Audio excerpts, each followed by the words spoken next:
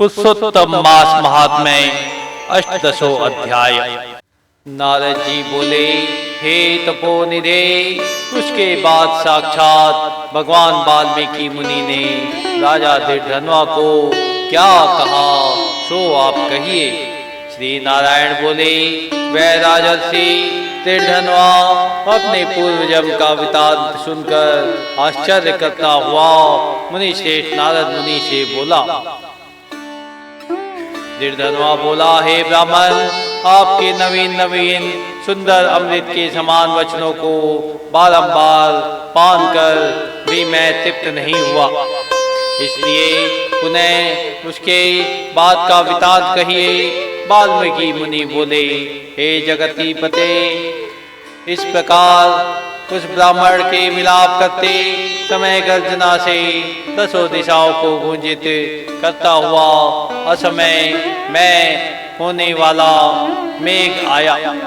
पर्वतों को कांपने के समान तीक्ष्ण स्पर्शों वाला वायु बहने लगा और बिजली अत्यन्य चमकती हुई अपनी आवाज से दसों दिशाओं को पूर्ण करती हुई इस तरह एक मास एक दृष्टि हुई, जिस जल से पृथ्वी भर गई, परंतु पुत्र शोक रूप अग्नि के ताप से संतप्त वह ब्राह्मण कुछ भी नहीं जान सका। न तो जलपान किया न भोजन किया, केवल हे पुत्र इस प्रकार कहकर विलाप करते हुए ब्राह्मण का उस समय जो मास व्यतीत हुआ वह श्री कृष्णचंद्र जी का प्रिय पुरुषोत्तम मास था। सो न जानते हुए उस ब्राह्मण को पुरुषोत्तम मास का सेवन हो गया। उस पुरुषोत्तम मास के सेवन से अत्यंत प्रसन्न नूतन मेघ के समान श्याम वर्ण वनमाला से भूषित हरि भगवान स्वयं प्रकट हुए। जगत के नाथ हरि भगवान के प्रकट होने पर मेघ समूह गायब हो गया। उस ब्राह्मण ने पुरुषोत्तम श्री कृष्णचंद्र को देखा। दर्शन होने के साथ ही गोद में लिए हुए पुत्र के शरीर को जमीन पर रखकर स्त्री सहित ब्राह्मण श्री कृष्ण भगवान को दंडवत नमस्कार करता हुआ हाथ जोड़कर श्री कृष्ण भगवान के सामने खड़ा होकर श्री कृष्ण भगवान ही हमारे रक्षक हो ऐसा विचार करता हुआ भगवान भी पुरुषोत्तम की सेवा से प्रसन्न हो अमृत की वृष्टि करने वाली अत्यंत मधुर वाणी से बोले। श्री हरि भगवान बोले, भो सुदेव, तुम धन्य हो। इस समय आप भाग्यवान हो। तुम्हारे भाग्य के वर्णन करने में त्रैलोक्य में कौन समर्थ है। हे वत्स, हे तपोधन, जो तुम्हारा होने वाला है उसको हम कहेंगे, तुम सुनो। हे ब्राह्मण, 12,000 वर्ष की आयु वाला पुत्र तुमको होगा, तो इसके बाद तुमको पुत्र से होने वाले सुख में संदेह नहीं है। हे द्विजातम, प्रसन्न मन से मैंने यह पुत्र तुमको दिया है। हमारे प्रसाद से होने वाले तुम्हारे पुत्र सुख को देखकर हे द्विजोत्तम, देवता गंधर्व मनुष्य लोग पुत्र सुख की इच्छा करने वाले होंगे। इस विषय में तुमसे प्राचीन इतिहास मैं कहूँगा, जिस इतिहास को पहले मार्कंडेय मुनि ने राजा रघु से कहा था। प्रथम कोई श्रेष्ठ मान वाले धनुर नामक मुनीश्वर लोगों को पुत्र रूप मानसिक चिंता से जले हुए देखकर दुखित हुए और अमर पुत्र की इच्छा करके दारुण तप करने लगे। 1000 वर्ष बीत जाने पर धनुर्मुनि से देवता लोग बोले, हे मुनीश्वर, तुम्हारे कठिन तप से हम सब प्रसन्न हैं, इसलिए अपने मन के अनुसार श्रेष्ठ वर को मांगो। श्री नारायण बोले, देवताओं के अमृत तुल्य इस वचन को सुनकर उन तपोधन धनुर नामक मुनि ने बुद्धिमान और अमर पुत्र को मांगा। उस ब्राह्मण से देवताओं ने कहा कि पृथ्वी में ऐसा पुत्र नहीं है तब धनुर्मुनि ने देवताओं से कहा कि अच्छा, ऐसा पुत्र दो जिसके आयु की मर्यादा बंधी हो। देवताओं ने कहा कि ऐसी कैसी मर्यादा चाहिए, कहो। इस पर उस मुनि ने भी कहा कि यह महान पर्वत जब तक रहे तब तक उसकी आयु होवे। ऐसा ही हो। इस प्रकार कहकर इंद्रादि देवता स्वर्ग को चले गए।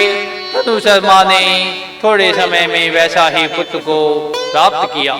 उस मुनि का पुत्र आकाश में चंद्र के समान बढ़ने लगा। 16वें वर्ष के होने पर मुनीश्वर ने पुत्र से कहा, हे वत्स, ये मुनि लोग कभी भी अपमान करने योग्य नहीं है। इस तरह शिक्षा देने पर भी उस पुत्र ने मुनियों का अनादर किया। आयु की मर्यादा के बल में उन्मत्त उसने ब्राह्मणों का अपमान किया। इसी समय परम क्रोधी महेश नामक मुनि ने विधि से शुभ फल देने वाले शालग्राम शिला का पूजन किया। उसी समय उस बालक ने वहां आकर शालग्राम की शिला को जल्दी से लेकर अपनी चंचलता के कारण हंसता हुआ पूर्ण जल वाले कूप में छोड़ दिया। क्रोध से युक्त दूसरे कालरुद्र के समान महेश मुनि ने उस धनुर्मुनि के पुत्र को शाप दिया कि यह अभी मर जाए, परंतु उसे मृत हुए न देखकर मन में मृत्यु के कारण का ध्यान किया। देवताओं ने इस धनुर्मुनि के पुत्र को निमित्तायु वाला बनाया है।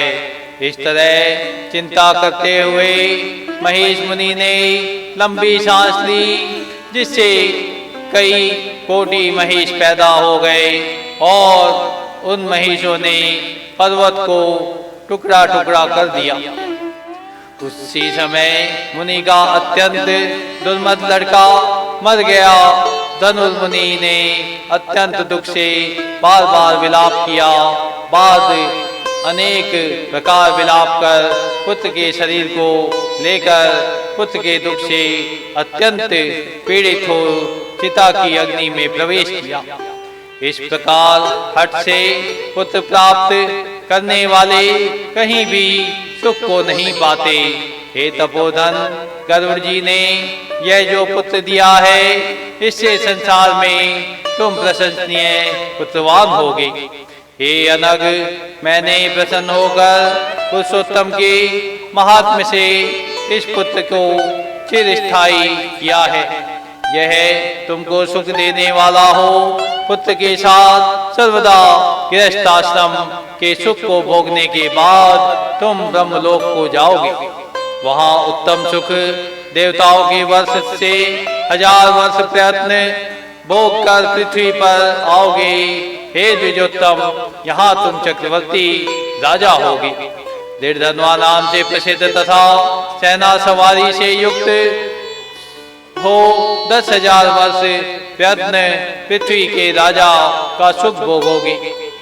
इंद्र के पद से अधिक अखंड बल और ऐश्वर्य होगी। उस समय यह गौतमी स्त्री पटरानी होएगी। नित्य पति सेवा में तत्पर पुर सुंदरी नाम वाली होगी।